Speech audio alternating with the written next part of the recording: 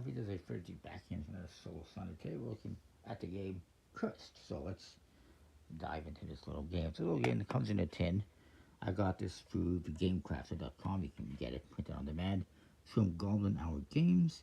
They only have, as far as I know, this one and another one I'm going to be looking at next week, which is called,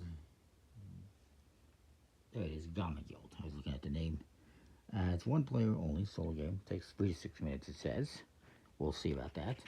Designed by Jacob Hadel, with art by Lorenzo Ucidu. Hope I'm pronouncing that correctly. And Chris Thomas. And yeah, you got some rule cards, double-sided 4 cards. And you get these cards. The cards have 3 parts to them. On one side, there's a monster you need to defeat by getting this value without going over that value. If you go over that value, that card that puts you over that, you have to discard it. Unless you get that value with one single card, you go over that value with one single card, which is not going to be possible with this card. This card has a treasure chest on it, so when you defeat it, you actually get to draw a card from the discard pile to use its item. And different cards have different items, like this one lets you take a weapon card from the discard pile and keep it with your items for use when needed. Once you use the item, which you can use at any time, you just discard it. And this side has the weapon that you're going to use. This one, for instance, can be a 1 or 6. You have to decide when you play it what you want it to be. The cards is smooth plastic coated finish, which is fine. Very rounded corners. So you just shuffle up the cards, and you're going to draw a card, and it is a number 8. Now this one has an ability. It says the first odd value weapon will deal no damage. So sometimes you'll find ones like that, where it's an odd value, or even value, or a certain weapon type. There's 2 weapon types. There's melee, and there is ranged. Melee is represented with swords, like this one, this little symbol, and ranged is represented with a bow symbol. So we have to try to play this value. Now you can stop anytime before you hit that value of 8, or whatever the value is, but every difference in value will yield you a damage, and you have to discard a card for every damage you take. So I'm going to draw a card. It is, let me just flip these over, a 5. Okay, and this one says, first odd value weapon attack deals no damage. It means this is actually a 0, because odd value will deal no damage, the first one. So now we have a 3, another 3, that's a 6. I'm sorry, I'm cheating. I'm going to stop. That's a 6, so that means I have to discard 2 cards because I've taken 2 damages, because it's a difference from 6 to 8 is 2. So I'll discard those, I'll discard these. And I defeat this monster. You're trying to defeat 8 before you run out of cards. The idea is you've been cursed by wits, and if you can defeat 8 monsters for her ritual, she will reverse the curse. Yeah, if you believe the wits. This guy's got a treasure chest, so we'll try to defeat him. We get a 4. This can be a 1 or a 6. I'm just going to make it a 6 and take 1 damage. We'll discard this one, and we defeat that one. Now, because it has the treasure chest, I get to shuffle up the discard pile, randomly draw a card as an item. It is a shield. Okay, well, this blocks up to 3 damage, so that's good.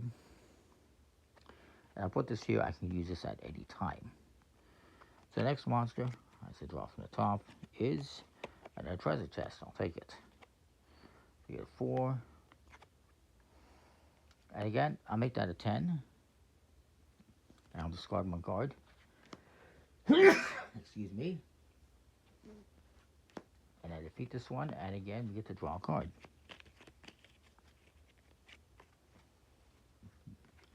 Bewitching Relic. Use the monster side of a drawn weapon card to attack. Ignore the monster traits. Okay, so I'll be able to use a value of a card on the monster side instead of the weapon side. So that's interesting. So we'll draw this card. 10. Ooh, it's that. It's another treasure chest. And you know what? I'm going to use this 10 to defeat it, because I can do that, and it lets me draw another card. So I've used this one, so I'm actually going to discard it, use the monster side of a drawn card to attack, ignoring the trait, which I didn't have one, because it was just a treasure chest. But why not? That's a perfect, boom, one strike hit. So now we get Frenzy Potion. Your initial weapon strike hits for a double damage and ignores monster traits. Okay, that's a good one to have. So if you get one of those where it's like the first even card or odd card does no damage, well, this will let me double it and ignore that rule. So this is just an 8. And we got 2. 2. That's 4. Let's do one more. And a 3. So that's 7. I'll discard a card to take that hit. And we're up to 5 monsters. Now we got this one. So this one explodes. It says you are only able to land a single attack. Okay.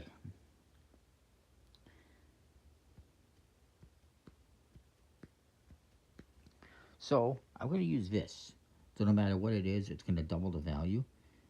And since it's a 5, if I get the reveal a 3, for instance, and I go over, it's fine. It's just one card.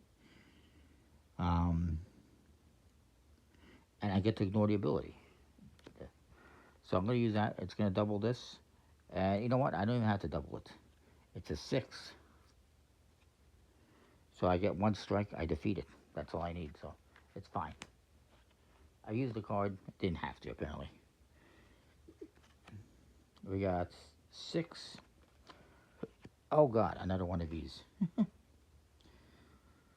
So I could only hit 1 attack. And it's a 6. Oh, my God. I got lucky. I'll use that 6 and defeat. That was very lucky.